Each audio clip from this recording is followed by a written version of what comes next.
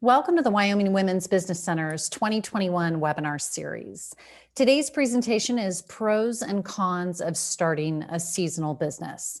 I'm Christine Langley with the Wyoming Women's Business Center, and I'm going to be your speaker today. You'll notice the Zoom webinar on the top of your screen, and I just want to call attention to the chat panel. We're going to be using that chat box if you have any questions during the webinar today. Immediately following this presentation, a survey is going to launch. And so I ask you to stay on the line just a couple minutes and complete that survey because it provides us with valuable information. Everybody is muted today to minimize some background noise. So once again, if you have any questions during the presentation, just use that chat panel and I'll try to monitor that as we go. All right, we're going to get started with some quick information about the Wyoming Women's Business Center, and then we'll dive into our topic today, and then we'll finish up with a Q&A at the end. This is our 30-minute format, and so we appreciate everybody joining us today on what might be your lunch hour. And as a friendly reminder, this is being recorded, and it's available on our YouTube channel, probably by early this afternoon. If you just go to youtube.com and search for Wyoming Women's Business Center, you can subscribe to our channel and check out this webinar as well as a bunch of other business education content webinars we've provided over the last several years. All right, so the Wyoming Women's Business Center is a nonprofit organization, and our mission is to enable and empower Wyoming entrepreneurs. And of course, we have a special emphasis on women, as well as women who are economically or socially disadvantaged. And we provide services through 3 distinct programs. So the first is our business counseling and training program, which is always free, and this webinar series is part of that. The second is our microloan program, and it offers loans anywhere from $500 up to $50,000 for businesses that have been denied from a traditional lending source, like a bank. And then the third is the Artist Development Center, and we run that in conjunction with our Works of Wyoming store that's located in downtown Laramie. All right, so we know that there's 2 overarching categories of seasonal businesses, and those that see the majority of their business during a particular season, but maybe they're still open year round. And then there's those that close completely during the off season, like a ski resort, for example. And seasonality really all depends on your product or service that you're offering. And so some companies experience very little seasonality, while others have really strong periods of feast or famine. And so let's break this down just a little bit further and start by talking about the 4 specific types of businesses that are most affected by seasonality. And so first up on that list is companies tied to a type of weather. So some industries like landscaping or snow plowing or maybe even HVAC can depend on certain weather conditions to flourish. And sales in those industry types are going to vary depending on what the weather's like. But keep in mind that this also depends on the area that you're operating in. So if you're a landscaper in Southern California, then your business is year-round. It's not seasonal like it is in Wyoming. So there's always those caveats. All right, second up is companies that are tied to a holiday. Now, we all know the holiday season typically refers to the time between Thanksgiving and Christmas.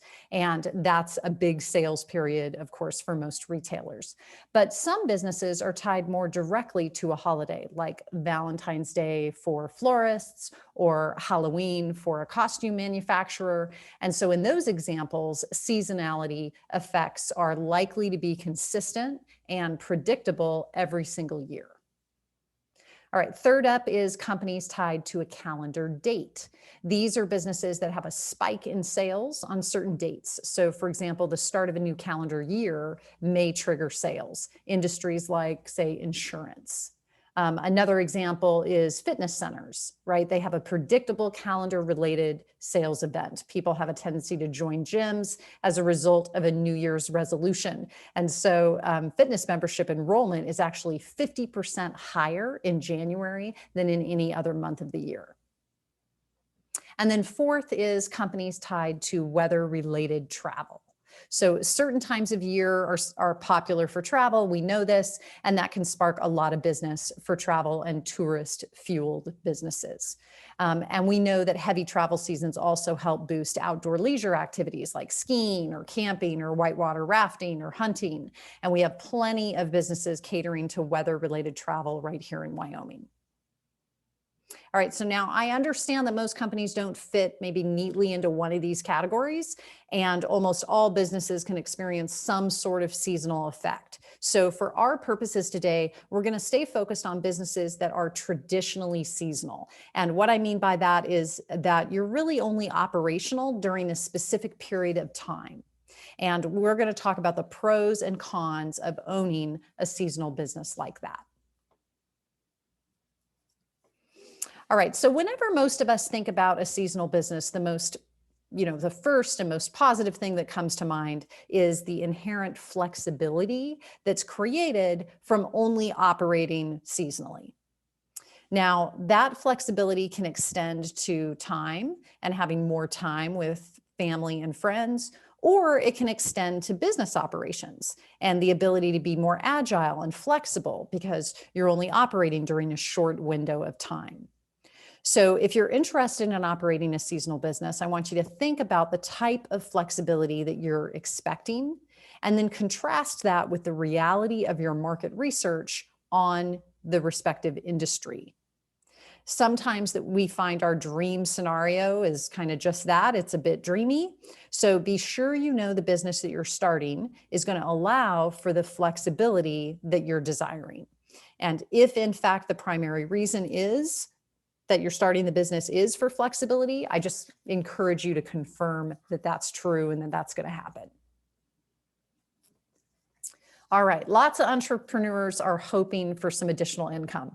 And the majority of clients I've worked with over the years hope that even one day their seasonal business can generate enough revenue to support them year round. And that leads back to that alluring pro of flexibility, right? If I can make all my money within 3 or 4 months and then have the rest of the year off, that's an ideal situation for me. So it's a great idea to complete a full business plan on any business you plan to start, and especially a seasonal business. Because if your primary driver for the business is to earn extra income, then it's important that you understand what's going to be required to get you to a sales volume that meets your expectations for income.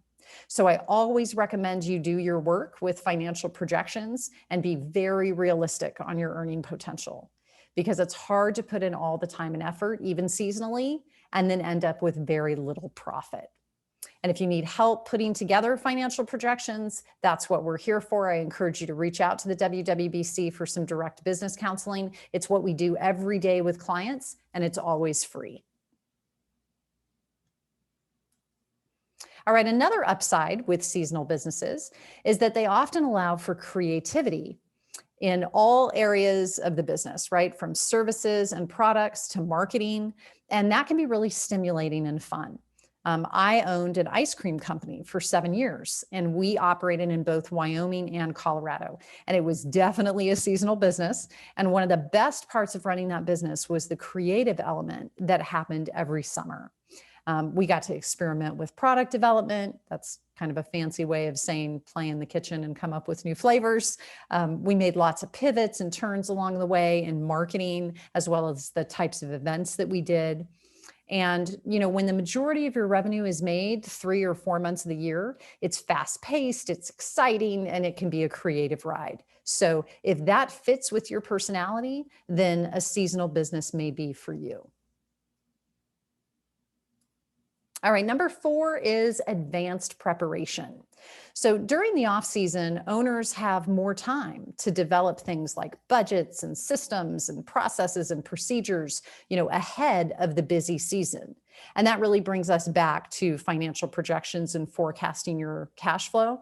So often business owners put these important things on the back burner, and sometimes they just don't get to them until they're in serious financial trouble. So in a seasonal business, you do have the time to kind of rest and recuperate from a hectic schedule, and then take the time to work on your business rather than just in your business.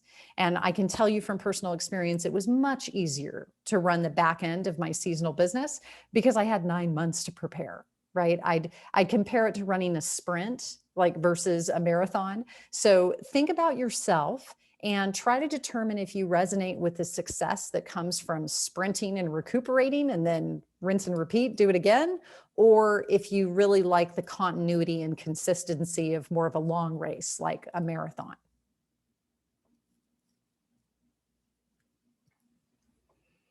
All right, next up is direct marketing. And what I mean by direct marketing is that seasonal businesses often have a specific target audience that they focus on during peak seasons. And sometimes even during the off season, they can still do that direct marketing. So they can narrow down their customer base, and a seasonal business can really maximize their marketing dollars and outreach by tailoring their products, their services, and even their communications. So let me give you a couple examples. Let's say you run a children's camp, and you can begin marketing during the colder months by having pre-registration options available on your website. This has actually become so popular for summer camps that lots of advertising sources like regional parenting publications or websites, they even have their summer issue. It's like a summer camp issue, and they run it in February every year because that's when summer camps start pre-registering. You also have the option of partnering with local schools or recreation centers during your off season to kind of build a buzz prior to the summer months. The point is you can target your marketing and you can go direct. So in my ice cream business, for example, we started booking food truck events and private catering events in January every single year. And by our third year in business, our summer calendar for our food truck was booked every weekend of the entire summer by the end of April. So talk about cash flow projections. I could actually predict within like a 5% margin what our summer revenue was going to be 60 days before summer even started. And that really helped us plan our hiring needs. And of course, that brings me to our last pro for today, which is seasonal labor. So if you're able to build a great team of temporary workers from the previous season or your professional network, then hiring can be more streamlined. It can be less time consuming and even more cost efficient. So if you develop a positive work environment, then you can build some incentives that encourage staff to like refer their friends or colleagues. And I was really able to build a good network of seasonal staff for my business. And I often hired even younger siblings of those that had worked for us in previous years. And so for me, seasonal labor was really firmly in the pro column. But depending on your industry and employee needs, you may also find this one in the con column. So we'll talk about that in a few minutes. You want to have a recruiting and hiring system in place. And you want to start that early so you don't get surprised by a seasonal rush with no staff to help.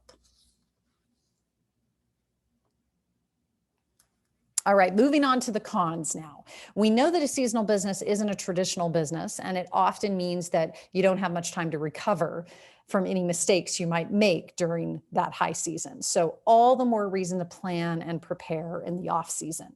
And so part of that preparation is understanding the factors that can negatively impact a seasonal business. And so first up on that, I just lumped all of these under a term called unique financial concerns, okay, that come up when operating a seasonal business. So I just mentioned the idea of recovery time if you make a mistake. And the reason is because you have a shortened annual income life cycle. So that shortened life cycle means that seasonal companies face like a distinct set of financial challenges. The first being that it can be difficult to get startup capital. That essentially means the money that you need to start the business. Anytime you operate outside of a traditional model, which a seasonal business is outside a traditional model, it creates an added risk for lenders or banks, right? And that means that getting capital or money, if it's not coming from your own resources, like a savings account, or a credit card, can be harder. So another struggle can be finding a part-time location or adequate storage during your off season. I know that my home and other family members' homes became storage facilities for my seasonal business. And, we did what we had to do to stay profitable. And so this gets us back into that creativity, which I think is a pro. But sometimes you have to get creative when it comes to location and storage. Lastly, when you're running those financial projections, you want to remember that some of your expenses are still year-round, regardless of your seasonal status. So think about the bank loans and equipment leases, some of your insurance, all of your licenses and your permits that you may need to operate your business. All those bills need to be paid regardless of when your high season hits.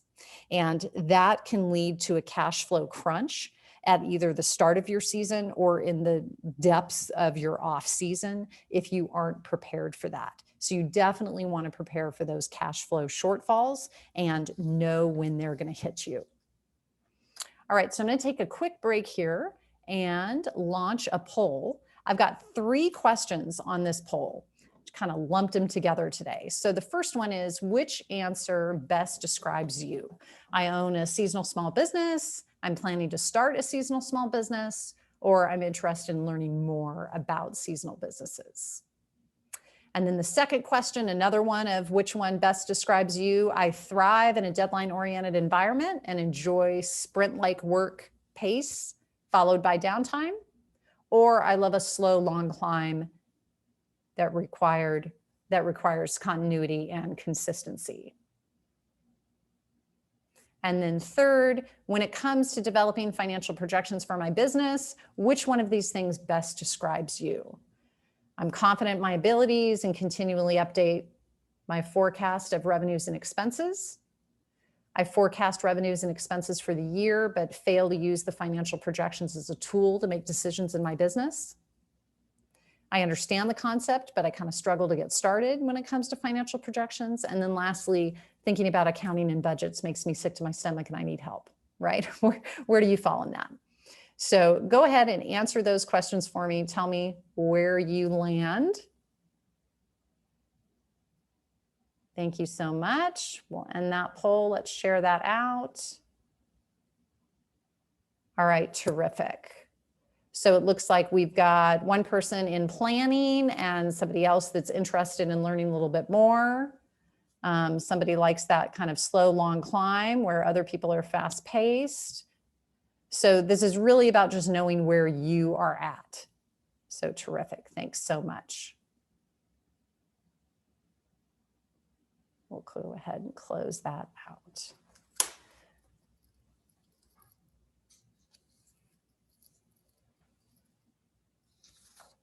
All right, so next up is weather conditions. If a storm or natural disaster strikes during peak season, then expected revenues or business equipment can be negatively impacted. And so how do you plan for this? Well, your plan always really comes down to either mitigation, right? What strategies can you put in place to prevent it from happening, or your ability to save money for any emergencies that do happen. Whether that's from, let's say, a hailstorm hits while you're serving ice cream at a farmer's market, and that subsequently shreds your tent and breaks the glass doors on your ice cream freezer, which then spoils all of your product for that day. True story, by the way. Who could possibly make that up? But welcome to Wyoming. Or let's say a wind gust blows your menu boards off your food truck while you're driving, and they need to be replaced. And the replacement requires special fabrication that you need to have done within 24 hours so you can make it to your next event. Another true story, right? All of these things could absolutely happen. And so some of it can be mitigated once you know that it's probably not a good idea to do a 10 by 10 tent, in the summertime, and you switch to a food truck for those types of events, or you have your menu boards reinforced the next time they're fabricated and put on your truck. But these things can be done during off season, but you do want to be sure that you plan ahead for unfavorable weather. So that can mean different equipment. It can mean just an extra slush fund for unexpected maintenance and repairs, or even temporary closures, because that can happen too. All right. Next up on our con list for seasonal businesses is hiring staff. So as you remember, this was also on our pros list.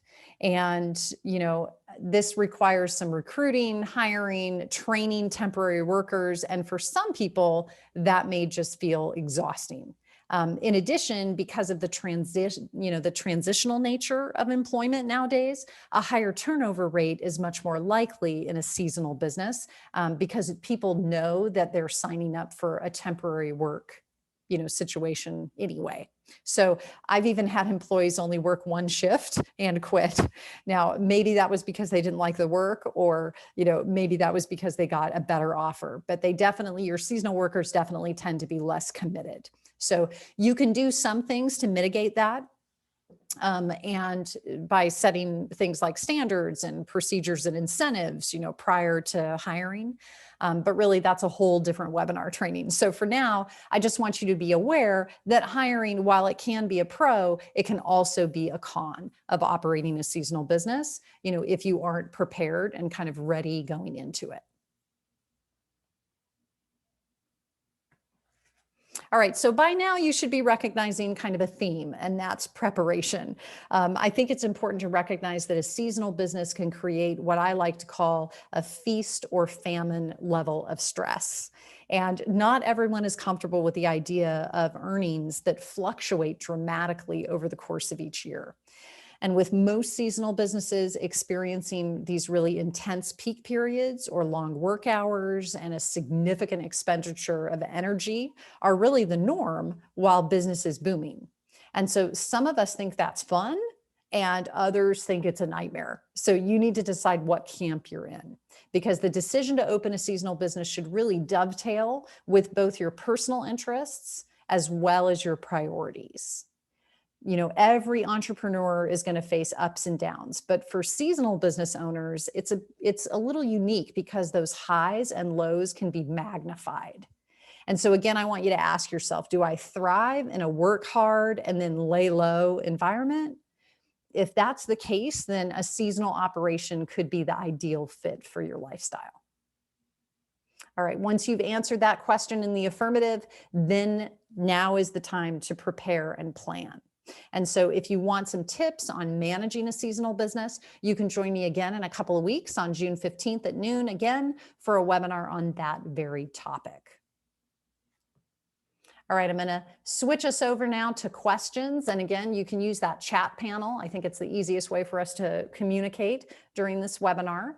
And while I give you a couple of minutes to type in some questions, I'm just going to close with some ending information here about the Women's Business Center and our funding partners. Were made possible by a grant from the U.S. Small Business Administration that is matched by the Wyoming Business Council. So we're very thankful for their support and guidance as a partner.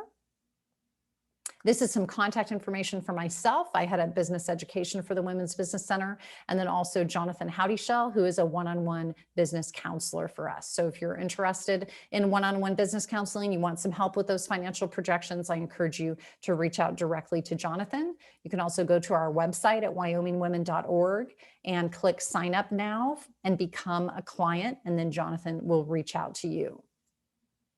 It's always free. Here's some upcoming webinars for this month. So we've got a full schedule for June. Just in a couple of days on Thursday, June 3rd, Jessica is going to be presenting Audit Your Small Business's Online Presence. And then I will follow that up on the 15th with the 10 tips for managing a seasonal business. Jessica is back with us on June 17th, post-pandemic marketing, the 5 new rules. And then we will close out our theme on seasonal businesses on June 29th, how to maximize seasonality in your business. All right, I'm just going to flip back to contact information in case anybody needs that before we head out. Looks like I was thorough today. No questions. Terrific. All right, I'm going to ask you to just stay on the line for a couple minutes and complete our survey when we close out this webinar. Thanks again for attending. Hope you guys have a great week.